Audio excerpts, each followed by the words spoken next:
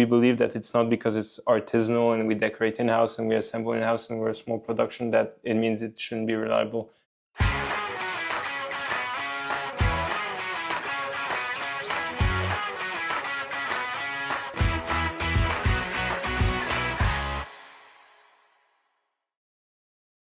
Hey guys, welcome to another episode of Buckle Up, where we get hands-on with new watches. And today here with me we have Pierre Biver. I'm very excited because today we are seeing some new watches that are slightly smaller than the previous ones. So Pierre, very excited. Thank you very much for coming to see these watches. We've been working hard on them, and they represent definitely something, as you say, a smaller case, less complicated watch, something that will be able to drive the brand and create a community around the brand. It's just so nice to be able to finally release them. It's been 2 years we've been working on them, and we've been anticipating this launch and looking forward to sharing it with the watch community for a while. I see some common elements, design elements that are common between this one and the previous ones, but there's also some quite different elements. Can you tell me a bit about the inspiration behind this watch? So definitely something that we did that was a bit contrasting is, as you can see, there are 4 pieces presented, kind of dividing the collection into 2 series. One which is more, let's say, the regular series, although those first series will be limited to 25, and the Atelier series. We decided to go down 2 routes. One which is really channeling some vintage inspiration that are so dear to our heart, with this kind of like sector-ish bi-finishing dial, tone on tone, yet with some kind of contemporary flair, with that 3D laser-edged minute track, and the central seconds, the anthracite indices and hands, and in the same case, same movement, but with a totally different spin that's a bit closer to our initial release, channeling with the Atelier series those stone dials, making those watches very contemporary, very modern in their own right, and using the same elements, same indices, same hands, and kind of a nod to where we started with those stone dials and where we want to continue and keep on producing great watches with these dials.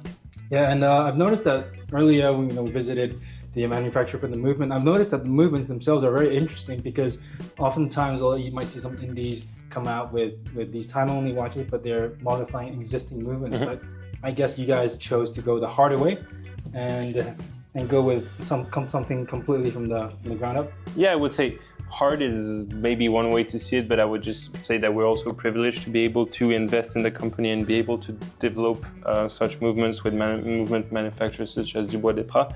And yeah, the idea was to really be able to create a base caliber on which we can then expand on with future watches being perpetual calendars or with other complications, and altogether to have a really sturdy and strong base caliber that we can have up to with our requirements, with our features, with the little tweaks that we would like, and most of all the engineering quality that is important to us.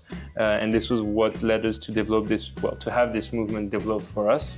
And we're super excited, and it was really interesting because a bit differently to the minute repeater, where we started working on existing ébauches from Le Stack des Horologies on the minute repeater. Here we really got to do the whole design process with Dubois Desprats, designing the bridges, kind of implementing the way we wanted to construct the movement with our own team of engineers here in the company, and also working on new types of finishing with this clou de Paris and this guilloché on the rotor, which give the movement some kind of depth, but also this kind of exuberant, lavish feel that we try to recreate. Some of the features like the barrel with its winding, that although automatic reminds of a nice manual winding. And yeah, altogether, we're super happy of the result, but most importantly, this is just the first step, because this is a caliber that's going to live a long time with us, and that will also be the base for future complications and a lot of cool, I hope, cool watches. And one thing that you also emphasized a few times, which I was actually quite impressed by, is also your focus on reliability and your focus on making sure that these watches stand the test of time. Making sure that the parts and the indices and everything can be made in gold, and also the movement itself. So even after 100 years, you mentioned that you can always refinish it. So again, we're fortunate to be able to invest in those kind of things. Obviously, it's not given to any, like it comes with a price to do gold dials and gold bridges. So we're very fortunate, but we're taking that opportunity to really bring the quality to a super high level. Also to match with the price point and the fact that we believe that it's not because it's artisanal and we decorate in-house and we assemble in-house and we're a small production that it means it shouldn't be reliable. I think we've gone out of this phase of watchmaking where now with today's technology at any level we should be able to give to the community or to the collectors a watch that's reliable and that they can live along with.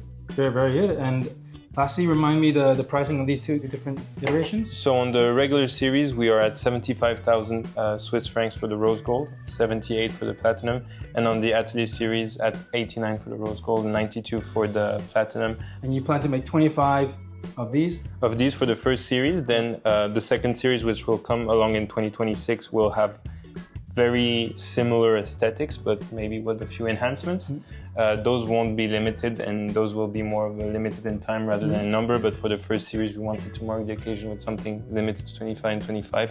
And the Atelier series 18 and 18. With the very important factor is we decided to include in that label of Atelier series the fact that these stones on this reference, now that because in essence it's the 2025 collection because it will be delivered during that year, we'll not make those stones again on these references, and every year we'll come out with 2 new stones for the Atelier series to also push us to find new stones continually and also create value for the collector. Amazing. Well, I'm looking forward to seeing these in the wild. Thank you for your time and showing us these watches. Thank you.